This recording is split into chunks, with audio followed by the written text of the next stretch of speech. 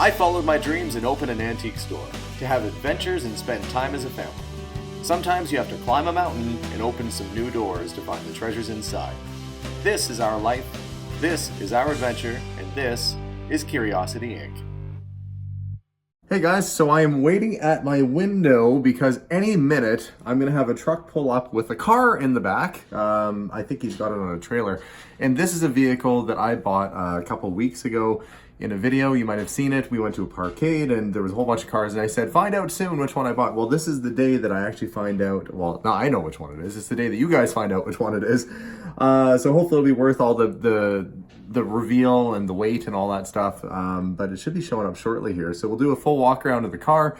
I'll walk you through why I decided to buy this particular one, and hopefully you think it's cool too. But just to refresh your memory, here's the parkade video. Here's part of it, just so you remember what I'm talking about.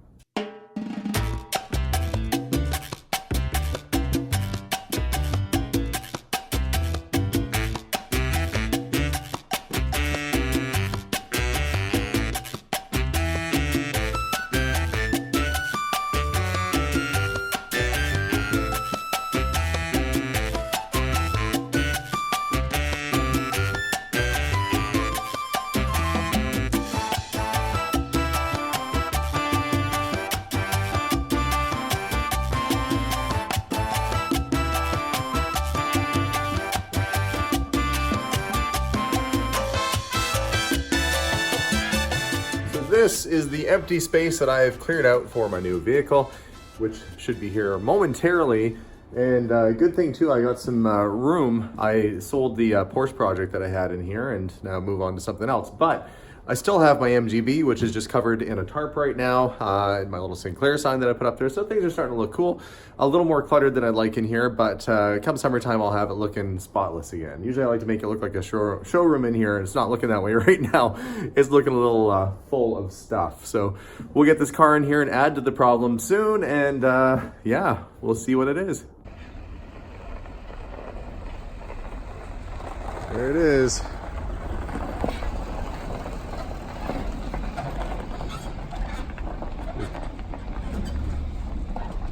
At least it came in closed. I didn't get rock chips coming down the highway. You can probably tell from the size of the trailer, it's not going to be the Cadillac, I can tell you that much. What could be a little bit smaller though than this trailer?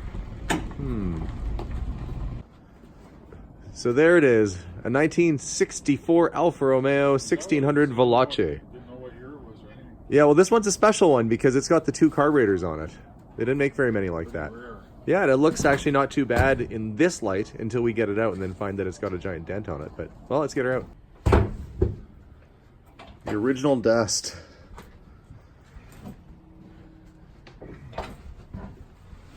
So you might be asking yourself, why did I buy a crunched up little sports car like this that has a bashed-in fender? Well, the thing to note about this car is that it's actually fairly rare. An Alfa Romeo Giulietta Spider, in this case a Giulia Spider, is a good vehicle. They drive well, they're nice handling cars, twin overhead cam, very good vehicle. And they're gaining in popularity and in value. In restored condition, a car like this can be anywhere from $70,000 to over $125,000 US. So to get a car like this for $8,000 Canadian, which is what I paid for it, is a heck of a deal. So I'm not complaining whatsoever.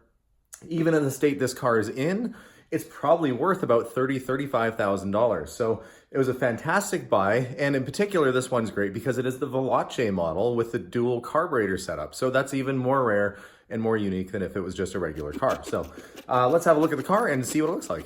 Alfa Romeo is known for producing high-performance Italian vehicles. The company was founded in 1910 by a French entrepreneur and mustache enthusiast named Alexandre Durac. Some early Alfas are stunningly beautiful and highly desired by collectors.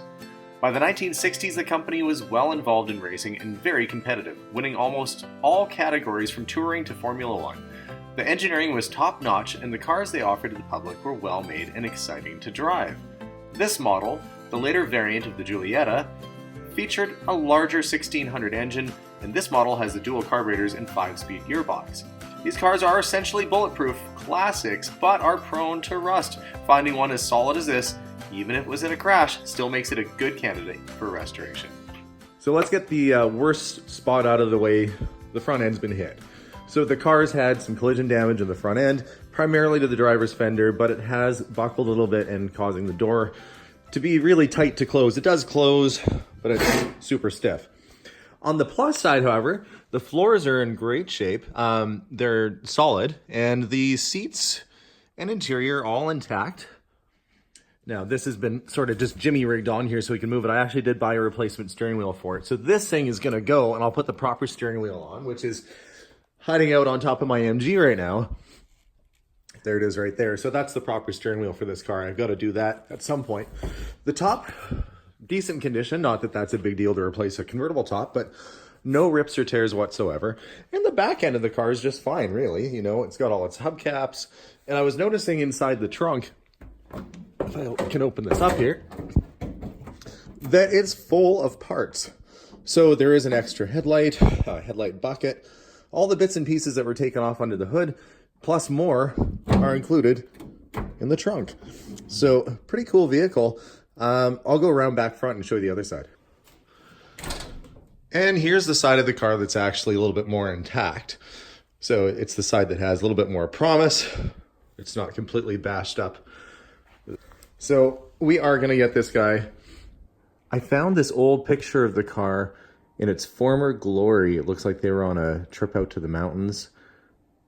Car looks good. I mean, it's a shame. This is probably what it looked like, judging by the license plate here. This is right around the time that it was in a crash, so it's kind of a shame that it got beaten up so bad. I don't see the weird bumper extension pieces on there in this picture, but it's nice to see it in its former glory, looking good. So the plan with this car is, well, I mean, I couldn't walk by it and not buy it. It's just too good of a vehicle. I can see it's got the spare back there too. So we'll figure out what to do with it. You know, I'll probably throw the top down on it and get some better pictures, but all around, you know, it's pretty intact and solid. The rocker is all there. It's not perforated or rusted, and these cars are notorious for that. Even the jack mount there isn't rusted away, and that's remarkable on these old Italian cars because they're notorious for rust. So this one's not too bad. I'm going to see if I can get the hood to open. It's a little bit jammed right now, so we're going to see if we can get it to open up.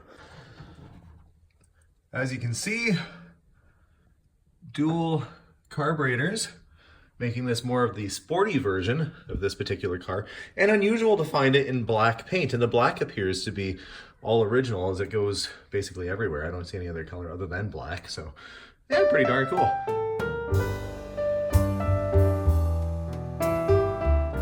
There is one little thing. The money I had set aside to do some restoration work on this car is now tied up in a house full of who knows what, the hoarder house that I bought, if you've been following our videos.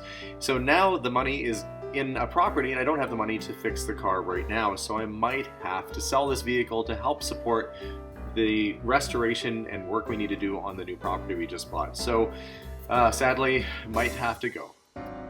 So all in all, a complete car. Now, you might see this car turn up on eBay as is. Barn finds, as this one kind of is considered because it's been sitting derelict for like 30 years, generally bring pretty decent money, even though it is a project. And we do have the paperwork for the car as well. So this will most likely find a new home and a new owner. It's a little bit beyond me to do the restoration work, but it is a really good car. And when you come across something like that, sometimes you just have to pull the trigger and pick it up. So that's it. That is the new car. That's the one that we just recently salvaged and brought back home. It had to travel, you know, like 1,000 kilometers or so or more to get here. But it's home now, so it's here. So thanks so much for watching, guys. Thank you for watching our channel. You guys have a wonderful day. Don't forget to subscribe if you haven't already.